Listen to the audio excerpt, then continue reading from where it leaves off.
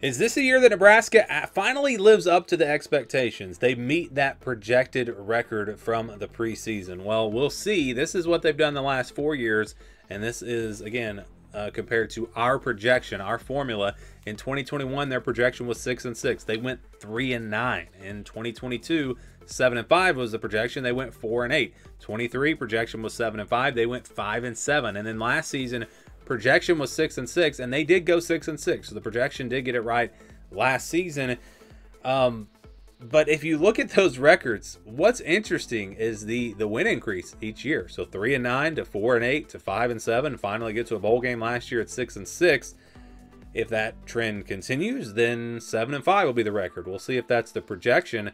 But keep in mind, this is not a prediction. I don't do predictions until after Memorial Day, after spring football, all of that, and then we'll start doing some official predictions. This is simply a projection based off of the formula that we created, which is all based off of our tier rankings. So this is the schedule. Again, these are the percentages. If it's a 50-50 game, that'll be in the white. So Nebraska, if you look at our tier rankings, Nebraska is a tier 3 team. They're in that third tier, meaning if they play a tier 4 team, then it's a 61 to 70% game. But if that game's on the road, then it drops to a 50-50 game. And of course, any game they play against another tier 3 team is going to be a 50-50 game.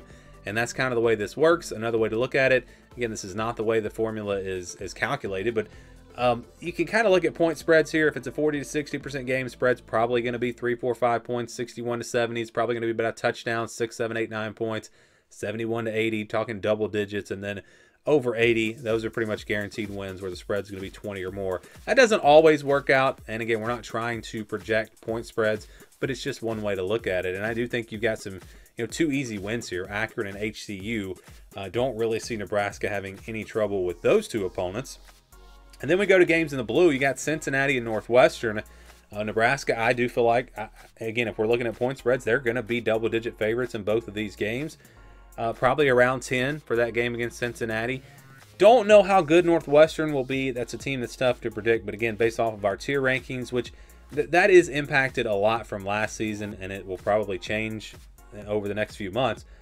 But I think Nebraska is going to be favored by about 10 in that game as well. So I think that works out pretty well. These are the games, if you're a Nebraska fan, you really want these 4. Like, if you don't win these 4, it's going to be a long season more than likely. All right, so how about the games in the purple? We've got Michigan State, Maryland. I do think Nebraska will be about a touchdown favorite in these games, so I think that works out pretty well. Michigan State at home off a bye week.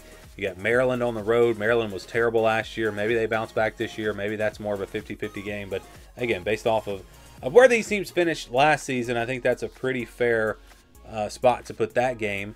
And then you will have games where Nebraska is a clear underdog, or you'll have one of those, and that's Penn State.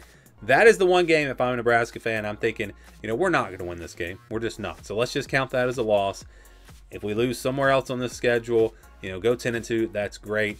Beating Penn State on the road, I think, is going to be just too much to ask. This is going to be a really good Penn State team, and that's a tough place to play. So that's the one game that where you can put that one clearly in the yellow. And as I look at this a little bit more, I think that game actually should have been in the orange because it is on the road. So yeah, put that game in the orange, yellow, wherever you want to put it. That one's going to be tough. So that's where you put the Penn State game. And again, that one should have been in the orange. As I look at this, that should have been in the orange. But still, either way, Nebraska definitely going to be a big underdog in that one. And then you've got really the rest of the schedule. It's like 50-50 games: Michigan, Minnesota, USC, UCLA, and Iowa. Now, they're a tier above UCLA, but because that game's on the road, that makes it a 50-50 game. And they're a tier below Michigan because that one's at home, though. That makes it a 50-50 game. USC, Minnesota, Iowa, those are all tier 3 teams. So these will be the games that really determine how the season goes for Nebraska. I expect these games to all be close. We've seen Nebraska struggle in close games over the past few years. And if that continues, if you lose all of these games, if you lose all 5 of them and you lose to Penn State, you're right back to 6-6. If you win one of them and lose to Penn State, then you're at least a little better. You're 7-5, an improvement from last season.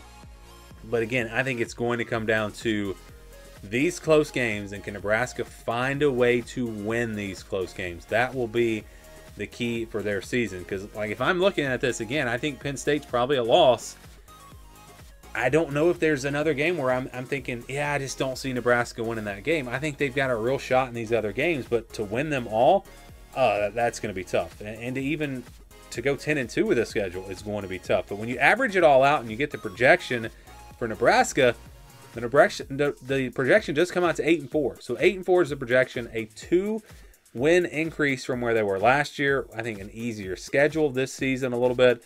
And a Nebraska team that should be improved from where they were last year. I think this is definitely a team and a program on the way up. So I think that's a fair projection. Again, if they lose to Penn State and then they lose, 3 of these 50-50 games, and maybe throw Michigan State, Maryland into that conversation as well, if they lose 3 of those type games, yeah, you're right there at 8-4. I think the potential is there for them to do better and maybe get to 9-3. Who knows? Maybe even 10-2. But like I said, if you can't win those close games, it could be another 6-6 type season. So I think 8-4 is very fair.